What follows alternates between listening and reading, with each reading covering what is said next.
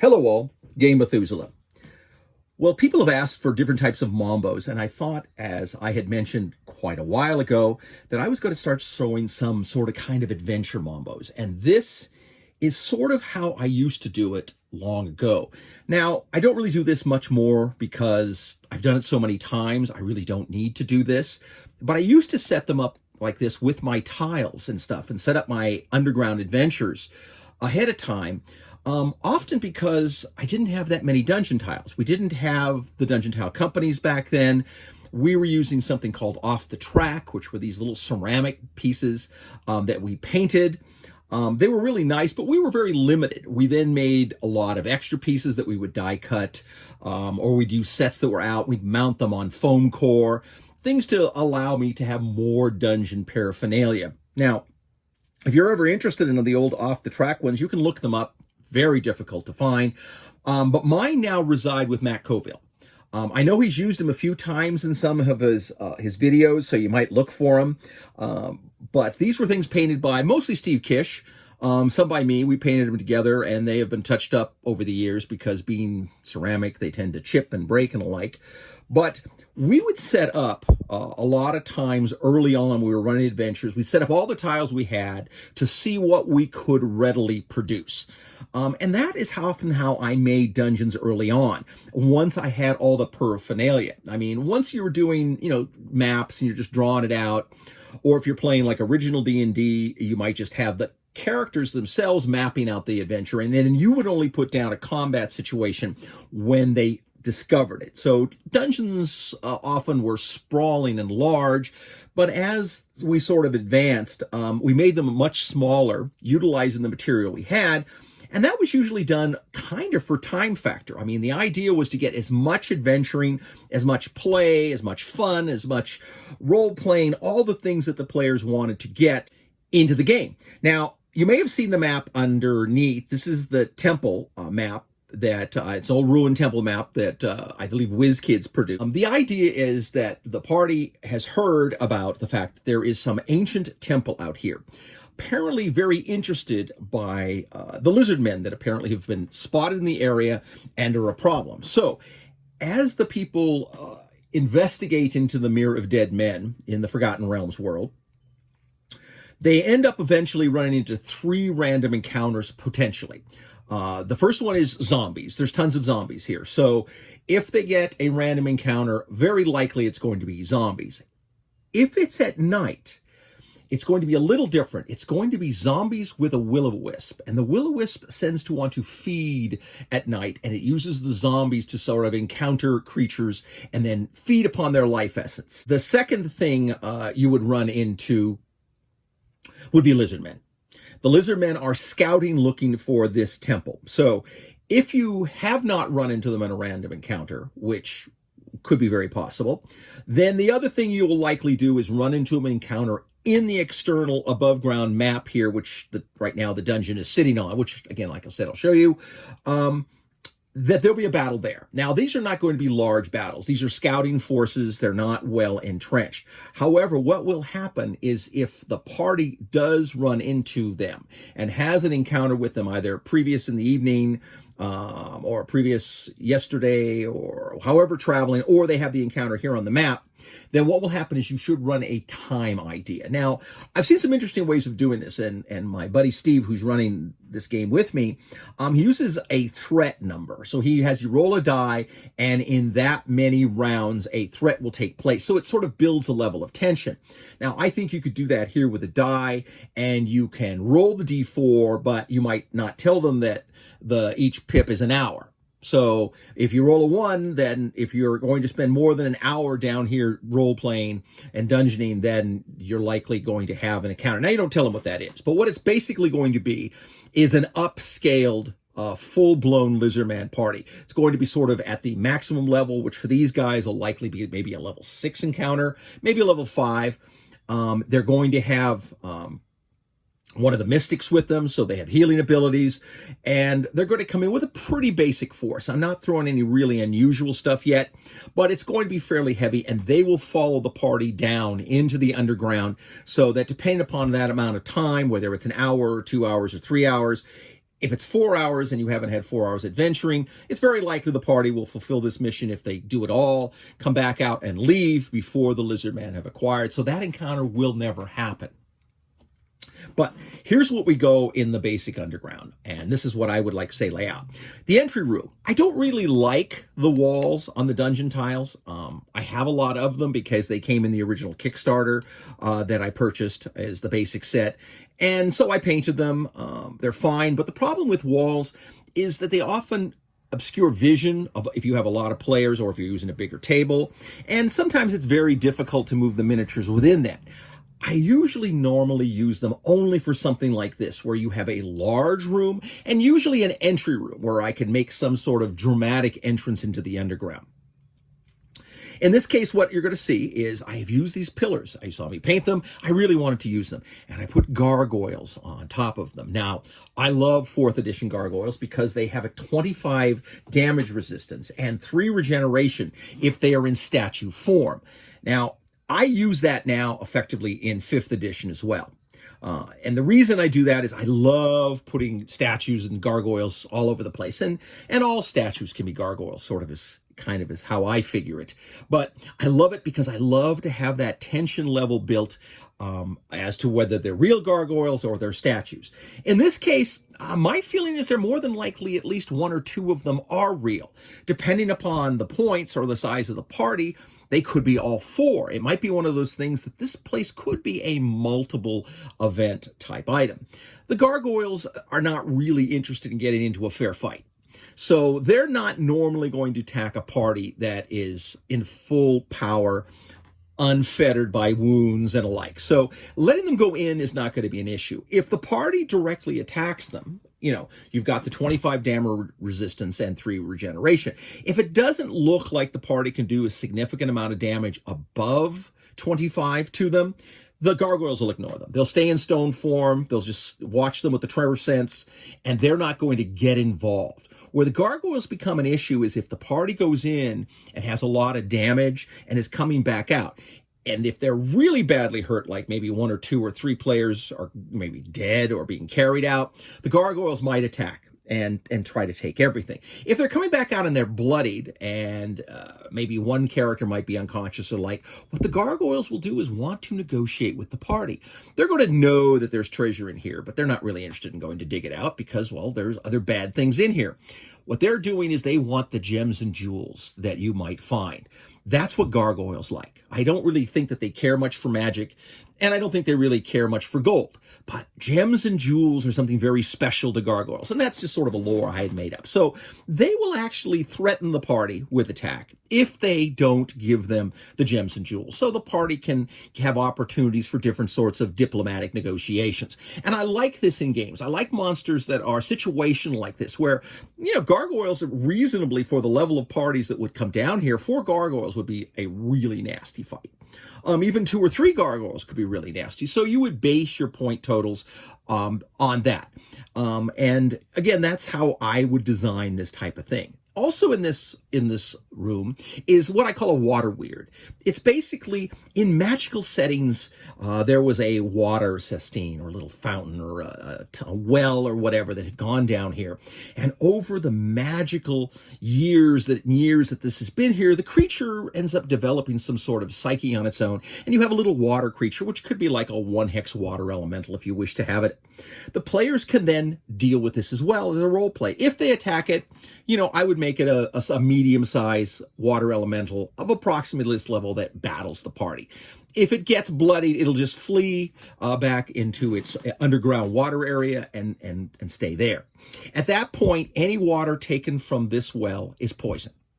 If it looks and will detect as a cure potion, most people will think it's a cure potion, but it has been tainted and is poisonous.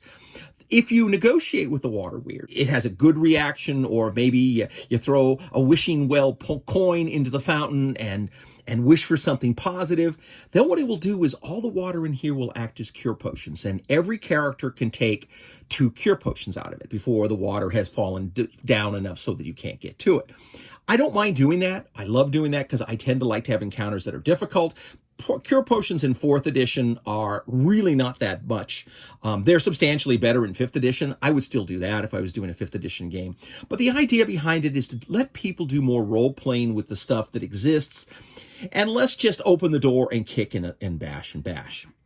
Now, back to the kicking and bashing and bashing. When the party encounters this room, then basically what you do is they open this door. This room falls into place. Now, it's going to have 3 Gricks. Now, the 3 Gricks are pretty nice.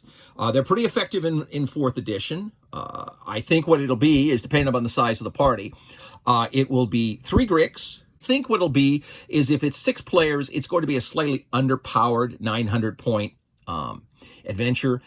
And if it is down to 4 players, you remove one of the Gricks, and then it sort of becomes more of an up-powered second level adventure. So it's the one thing I liked about 4th. It's very easy to modify your numbers after the fact, knowing when you get the party how much they are. So 4 players, 5 players, 6 players, it's easy to make modifications very simply by just looking at the DMG points based upon what you expect to have, and then you just put a modifier. Usually in my case, I would just put plus or minus 1. No treasure at that room at all. So they'll battle the Gricks and the outcome will be there. Now, something else they might have done in the main room. There is a secret door here. Now, I have the secret door tile piece set aside, but if they discover it, and in this case what it is, it's a 25 difficulty to discover it, that means that pretty much even the best mid-level character is not going to have sufficiently base perception to spot a 25 secret door, which makes it difficult to find. Now, if they do find it, I replace this wall section here with the secret door section. The players can then negotiate to get into the room. Now, this is a bonus treasure. I have room with a chest, and that's it. Now, they can take all the tests that they want to do. If you're very evil, or if you think your party is way overpowered or whatnot, this could be a pit trap also. You could have it that this opens up into a pit that drops one of the characters in the water down here. And then the party may or may not have avenue to go down there and rescue them. Now, they may decide they want to jump into the pit, which puts them obviously in peril and water hazards, in a very narrow environment over here, and then at that point in combat with one of the Grell. So again, that's up to you. I'm not going to do that. That would be evil. And of course, I'm not evil. I'm a really nice guy. But you could. Either way, this is a bonus treasure at +1 level. I'll make a random roll, and whatever it is whatever it is. It'll likely be coin, but it could be potions. And if it's a magical item, it has a tendency to be a better magical item because, of course, it's coming off a level higher. I like doing that. I don't mind giving out extra magical items. I don't like having magical items that are only given out if people are able to find the chests. I noticed this in a couple of the programmed adventures, and I didn't like it. But some of just the basic items required you to do sort of superhuman things to get them. And I thought that was a mistake. So I tend to make things more available, obviously, other than less available. I think it's better to give people bonuses than to punish them for not basically maybe spending, searching every room, searching every place in the dungeon, doing ridiculous things. And if they have characters that maybe don't have the skill set, wow, they never found one of these treasures because they didn't have the skill to find the secret door. And then so they don't get the basic treasure they would have gotten at first level or second level or third level. And I think that especially in 4th edition is very unbalancing. I think that the characters should get their full allotment of treasures, or at least it should be reasonably easy to find them. I don't like to make it tricky to find your magical items that would be the basic ones in the adventures. The ones that might be tricky, again, like behind this secret door, maybe even protected by a trap, those could be better. If I was to say that it was behind a secret door and protected by a trap, I might make this a +2 level treasure. So we might be looking at a situation where a 4th level party would be instead rolling on the 6th level chart for a magical treasure. And that would obviously mean that lower level party players could indeed find substantially better items than what you would normally expect for their level. I have no problem with that, ever.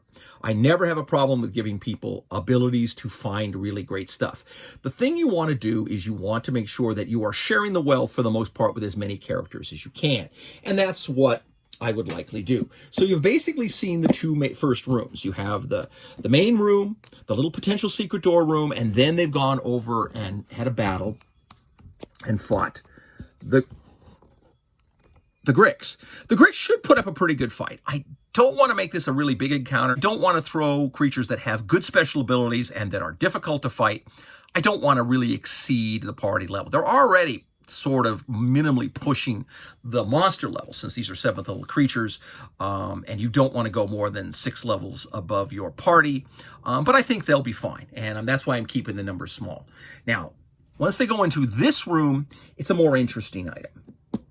What this room basically is a small bridge type item, and these Grell will not be visible.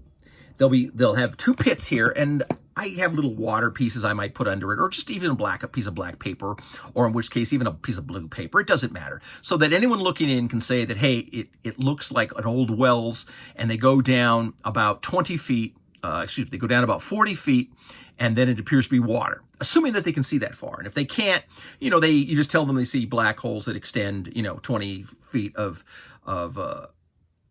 bright light, assuming they have light, and then 20 feet of dim, and then there may or may not be something. And if somebody has dark vision, that they may essentially see that they're at the bottom wells. At that point, what you do is you make a stealth check for the Grell. And then if that exceeds the passive perception of whoever is looking, then the Grell are unseen. If they see them, then they'll see something down there. They might not know exactly what it is. And if it's way at the far extent of their vision, especially if it's in dim light, they're not going to know. They're going to know that something's down there moving around. Who knows what it could be. And then they can decide what they want to do. These Grell are fairly aggressive. They will be willing to get into a fight, but they kind of like the party to sort of kind of meander in, and they like to maybe count the numbers, check how many there might be. And what else they see in this room is a strange metallic door, very ornate and locked. This is what you're going to kind of want. Now, here you're going to notice I don't have walls. I don't like walls, like I said, because of the fact that it makes it difficult for people to be able to reach across. So normally as I build dungeons, I tend to want to only use the floor pieces and just put the doors up, put walls in if I have to have them or if I need them for something special, or there's some variables, and I'll use them, but my preference is in long battles, I like to have maps where people can see the full item and or move their character. So this is the way I tend to want to have most of my battles. I just tell you that there are walls here. That's why I would put 2 little pits in here that would show that these are indeed part of this room. And then the door indicates that. Now, Grell are nasty. They would come up and they will battle the party. Now, again, these monsters are substantially even tougher than the Gricks. They have a lot of nasty abilities. They can take and grab people, and grab them. They could even drop them. So the issue is the Grell are going to fight and not look to drop them because they don't want to go down and dig out the drowned bodies to eat later. They'd rather have the fresh meat now, because the Grell more than likely, even though they can sort of submerge in water, more than likely are not great swimmers. So and the fact that they're the way they are, they may or may not want to get wet. So I'm not going to have them dropping the characters, taking them, grabbing them, dropping them. That is a tactic I will use for Grell on occasion, but not where it puts the characters in a life and death situation in water. I mean, an unconscious character following water is going to fail 3 death saves, more likely pretty quickly, and be done. You don't want the game to be that bloodthirsty. But what you do kind of want is when players are battling these guys, I want you to they should be aware of the fact that there is a potential that these characters, so that if the monster dies, then both the monster and the character will sort of float down. But then they have to deal with the hostility of the waters, and that then require other characters to maybe go in and help them, drop ropes. Other saves can be made. You could make a challenge out of this, which I think is also a great thing to do, and I might work up that where I'll make a skill challenge based upon their acrobatics, or athletics, to basically try to survive this challenge. If they're unconscious, it becomes much more difficult. Then hopefully somebody who has good athletics and maybe not a whole lot of armor can maybe jump in and go down and rescue them. Again, that should be a skill challenge of some sort based upon the character that's doing it. I would not make it difficult. I mean, I would merely make it an easy skill challenge. You don't want the people to die. Yeah, I mean, you really don't want traps and specials to actually kill characters on a regular basis. If they die because they roll poorly, or if they die because no one goes to help them, or if they die because the monsters eat them, all of these things are sort of factors. But this makes this a combat very challenging. This is a big, big combat. It might be the last one in this battle, and then the party may be in bad enough shape to retreat. It all depends on them. Again, these Grell are not necessarily looking to die. So if the battle starts to go against them, if they get bloodied, both of them get bloodied, they're likely going to try to retreat away, which means they're going to try to either go back down the pit and figure if they can submerge, and maybe people leave them alone. And if people will leave them alone, then they get the victory and the battle ends there. The only other good thing to know about this is that this has a treasure in it. So down at the bottom of one of these Grell holes here, at the 90-foot levels, you need to swim down 40 feet of water, there is a treasure. And that would just be a regular treasure rolled off the character list. Nothing impressive, but it could be. But the thing is, this is one of the ones where I don't like the idea that characters can't get them, but I'm figuring that realistically they should expect that something might be down there. They should at least make a tacit effort to look. If they do, and the guy goes down there but he can't make the 40 feet, you could say, hey, well, maybe you see something shiny, or they have some light source, they see some gems or something glowing, or maybe there's an item or something, and then they can make a concerted effort to send down ropes and stuff to go down there and gather the treasure. That is the main part of the campaign. Then they get to the door. The door is locked. Difficulty, I'm going to guess at this point, is about 25. If they can't break it, I don't think they're going to be able to force it by normal means. They're going to have to consider what they want to do to get into this treasure beyond. And the reason that I have done this is a very difficult encounter beyond. This is going to bring forth some other creatures that I really like. But it could be really easily done. I know there's a rogue in the party. He could easily, make a decent roll and pop a 25 door without a problem, in which case then you're in the main room at the end. Now, the whole idea behind this ancient lair, this ancient ruined temple, is that it was at one time a temple of the Lizardmen. So hopefully you can find situations here that there may be bits and pieces of broken and shattered relics. Those things you can throw in if people are interested, if they look into history and the like. And you can have them do different roles and skill checks, because you want to get that information out there. Because what this is going to be is this is going to be a location that if the Lizardmen can recapture and retake it, they're going to get benefit being down here, because it is a place of power for Lizardmen.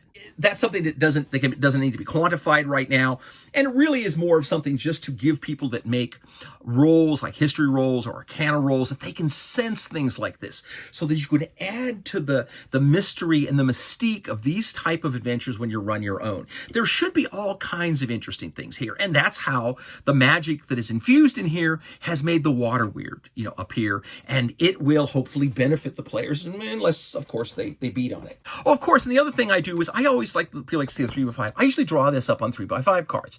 Now, I normally don't set it all out. I draw it up by 3x5 cards. I know I have the tile pieces to do that. So, as you can see, the Grell have one treasure. The Greeks don't have a treasure. Then there's the little treasure, which is bonus treasure +1 in the little 10x10 room. Secret door 25. I didn't put lock 25 on the door yet, but I will. And then on the back, I just drove out what the last room is. And this is the Skull Lord and his zombies. It's a 60x80 room, and it's going to have 3 basic treasures in it of the level. Now, I may dumb down the Skull Lord a little. Skull Lords are a 10th level creature. I don't know. Again, it'll depend on the level of the party. I'll either stay with 10th level, or I'll drop it down to more than likely an 8th level Skull Lord. And the advantage there will be his 2-hit, his armor protection, and his spell to hits will be reduced by 2 points. And that is, I think, good.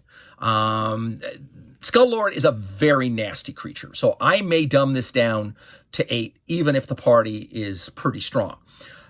because I really don't want to see a party trash. The big payout treasure here, the whole thing that makes this also another magical, is there's a gate here. And it's not going to be active current, but there's going to be clues, hopefully that they'll find a book. In the 3 treasures, I want to include a book that'll basically have some history of the fact that there was this gate that exuded some great power and that the lizard people came and worshiped the gods that lived beyond the gate.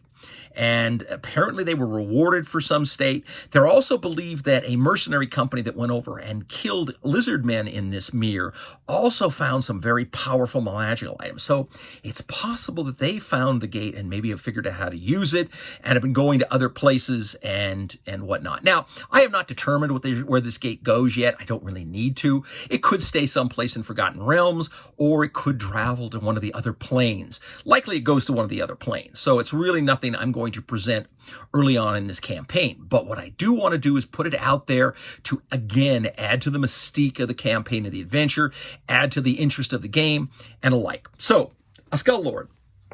If you have not seen them, they're nasty. They're nasty in 5th edition. They're nasty in 4th edition. They're just damn nasty. So, what I have here in the room is they open the door and come into the room.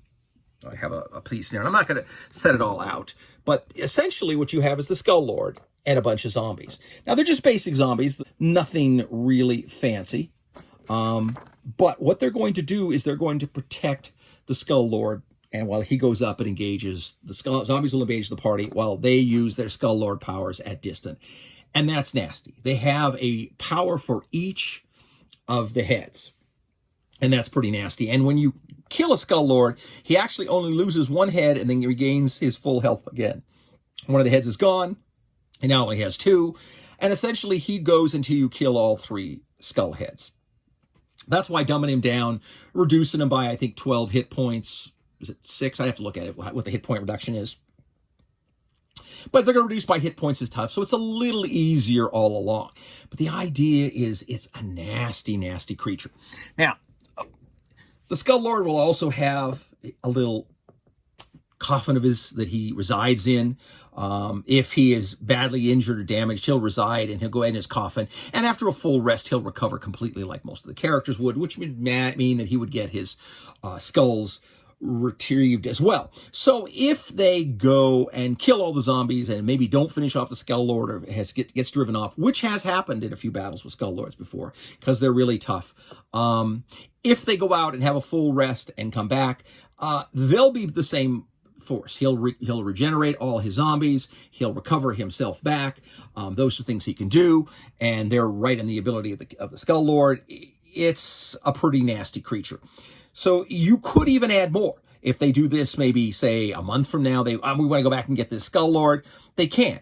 And maybe at this point, he's upgraded. Maybe these zombies have decomposed sufficiently that they're now skeletons. I had a very hideously horrible encounter when I ran this before because I had a Skull Lord with flaming skeletons. The party literally of higher level had to withdraw because you just could not stay adjacent to the flaming skeletons, have them regenerating, have them attacking you, having them doing all the damage. They can be really brutal. But the thing about it is, it's a nice encounter. It's a nice bit of lore here. If they wipe out the party, I mean, well, that'd be bad. If the party wipes out the Skull Lord, they get the 3 treasures, which are in his sarcophagus, and they have now beaten the adventure. If on the way out, they fight the lizard folk, if the lizardmen have now acquired it and got here in time to battle the party, they battle the party. And remember to sort of keep that level based upon what the party's current situation might be. If you have maybe 2 non-funked players, it's going to be a much smaller encounter. You don't want to be overpowering the players and making it like no matter what we do, but you want that level of oppressive fear. If they beat these Grell back and they stay and they retreat, the Grell aren't going to come back and get them. The Gricks are likely going to be dead one way or another, or they're going to have fled, assuming that they get horribly mauled. They're going to try to flee out. Party will likely get them. They're tough, but they're not that tough. Then the question is coming back out, do the gargoyles do anything or not? And, again, my point is likely not. If the Lizardmen are here fighting the party, most definitely not. If everybody gets killed, Maybe, but I doubt it. I think at that point, more likely enough hours of gameplay has been played that I'm not going to want to do anything. There has been a lot of gameplay, so I'm going to likely let these go, make the assumption that these gargoyles were more likely not real, or they'll be real some other time. That's the thing. Or they were just straight hibernating gargoyles, which is much more likely, and that they will be here for a future encounter potentially. And that's it. This is a pretty tough adventure. It's got some pretty good treasure. It's going to end up having 4 of the 10 rolls that you would acquire. And an additional bonus treasure. So I think there's a lot that's going to be here for everybody to see. This is a very common way to do it. Now, all the things I've done to add to the lore is all meant to make it seem more real to me and thusly more real to the players. So things you might do when you run your own content. This is kind of how I basically do it. And this adventure is ready to go. This is what they'll likely run into Friday. Things could change. I mean, obviously they had dealings last week with the secondary rogue group that was trying to take over, and they were all were-rats. And they had basically gotten all the rat swarms to aid them and the like. And it was a really, really great encounter, and were-rats were really tough. So it was a fun adventure, and I think everyone really liked it a lot. And they now got a lot of empowerment. They got some great magical items, and they're looking forward to moving on.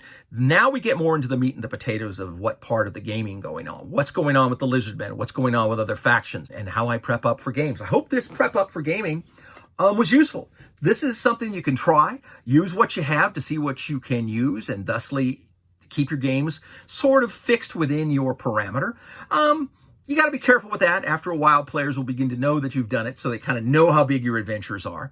So you got to vary it. Sometimes you just have monster adventures where you're picking up tiles and putting down new tiles, and things only move along as the players move into them. But sometimes it's nice to run a sort of complete little adventure all in one location. This is it. This is how it's done. I hope it's of benefit to you. So until I have a chance to speak with you again, fight me, devils, fight, for I hate peace, and game on.